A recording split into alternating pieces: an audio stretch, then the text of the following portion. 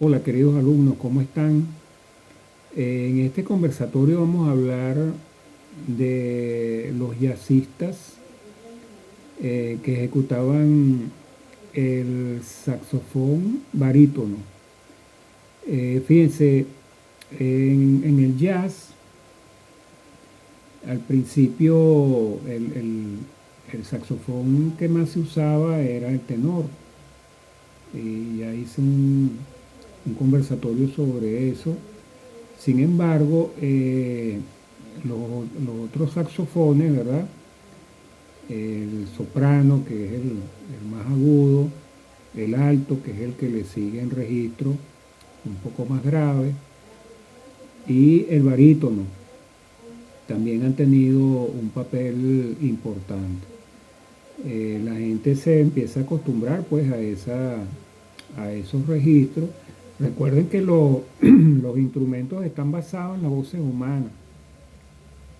Y esta familia de saxofones, ¿verdad? Tal cual las voces humanas, ¿verdad? El soprano para la voz aguda de la dama, el saxo contralto que más o menos corresponde al registro. Claro, son un poquito más amplios, ¿no? El registro, pero tienen esas notas de esa tesitura. El tenor, por supuesto, con la voz aguda de los caballeros, y el barítono con la voz grave de los caballeros. Que la mayoría de los caballeros somos barítonos, con algunos con tendencia hacia los agudos y otros con tendencia hacia los graves, hacia los bajos. También, bueno, hay un pequeño segmento de la población que tienen esas tesituras extremas, pero la gran mayoría somos de registros intermedios. Entonces, fíjense, el barítono, que es un sonido grave, requiere también una fuerza tremenda para tocarlo, ¿no?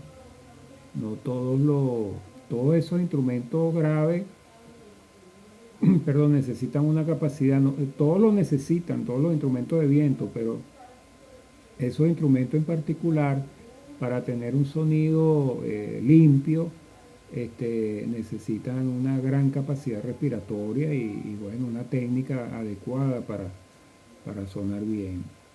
Y salen en algunos jazzistas en esas listas que se hacen para clasificarlo, ¿verdad? Y tenemos a Harry Carney, que estuvo, se dice que es uno de los pioneros, o el pionero, era el que introdujo ese sonido en la orquesta de Duke Ellington. Hay uno solo muy famoso como el sonido de la pieza Sophisticated Lady, una pieza bien interesante y bueno, un sonido bien particular. Serge Chaloff, de Blues Serge,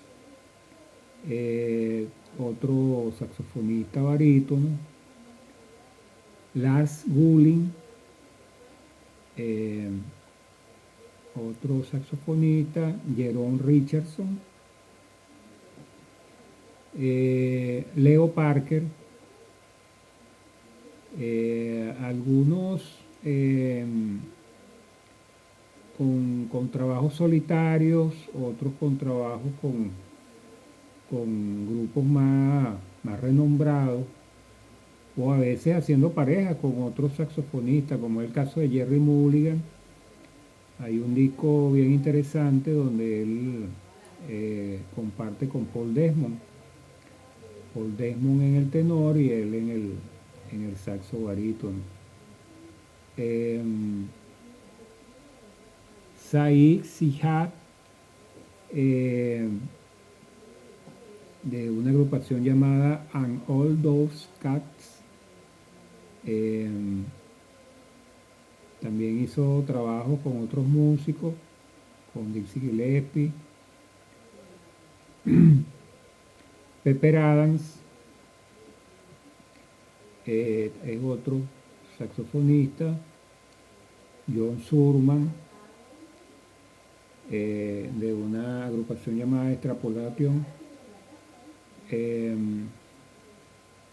Hamid Bluyet, de la banda de Charles Mingus, Cecil Payne, en una agrupación llamada Jack Clean Singers. Fíjense, hay una cantidad de agrupaciones que uno a veces no las distingue, pero hay algunos de sus integrantes que destacaron y en algún momento son invitados por agrupaciones donde hay otros jazzistas con más renombre y, y bueno, destacan. Eh, Fíjense, por ejemplo, el caso de Jerry Mulligan es un saxofonista que fue incluido 42 veces, imagínense eso, 42 veces en esas listas famosas pues de saxofonistas barítonos, eh, porque tampoco es un instrumento donde hay una gran cantidad por las cualidades que les dije, ¿no? Tenemos a Nick Brignola y Pepper Adams, eh, que tocaron juntos, ¿no? Roger Rosenberg, con la Bob Minzer Big Band, Joe Temperley con la The Buck Clayton Orquesta,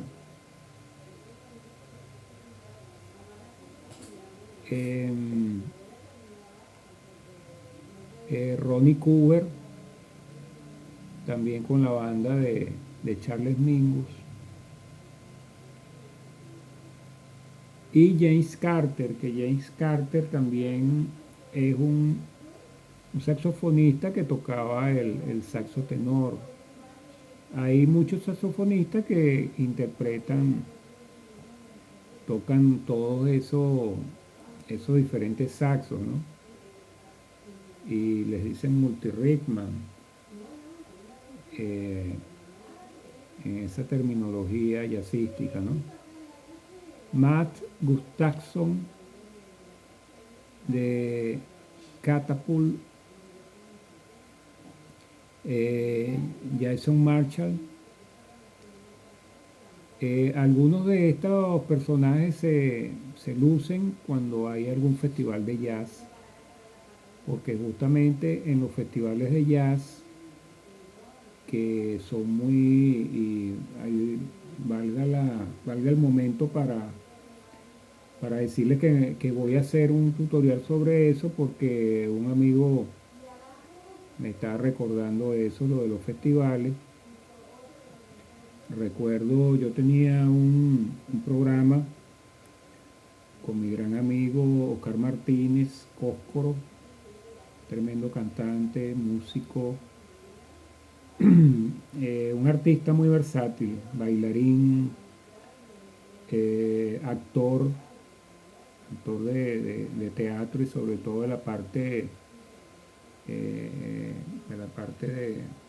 de lo cómico. Excelente intérprete, porque cantando no, sabes que están los cantantes y los intérpretes. Cantar a los boleros, wow, eso que uno sentía ese sentimiento que él le imprimía a su canto. Nosotros teníamos un programa llamado Senderos del Jazz, un programa de radio que salía por la radio universitaria, la radio universitaria del Colegio Universitario de Los Teques, Culca en ese momento, y que después se transformó en Universidad Politécnica Territorial de los Altos Mirandinos, Cecilio Acosta. Y, y ese programa se llevaba a una radio comunitaria y se transmitía. Y justamente el tema de los festivales lo tocamos lo recuerdo claramente. Fue un programa bien interesante porque justamente cuando hicimos el programa estaba ocurriendo un festival en particular. Y éramos seguidores por internet de muchos de esos festivales, que siempre, después de los conciertos, eh, algunas organizaciones que firmaban el festival, entonces lo subían a YouTube y uno podía verlo. De hecho, yo empecé a seguir un festival de jazz de acá de Uruguay a través de internet. Se llama Jazz en la Calle, ocurre en el departamento de Soriano, bastante cerca de donde yo estoy, pero no he podido ir en ningún momento desde que estoy acá. Brian Landrus, este es otro saxofonista, Colin Stinson, eh, Gary Smulian. Y bueno, esta es la lista que, que tenemos. La pregunta de siempre, ¿cuál te gusta más?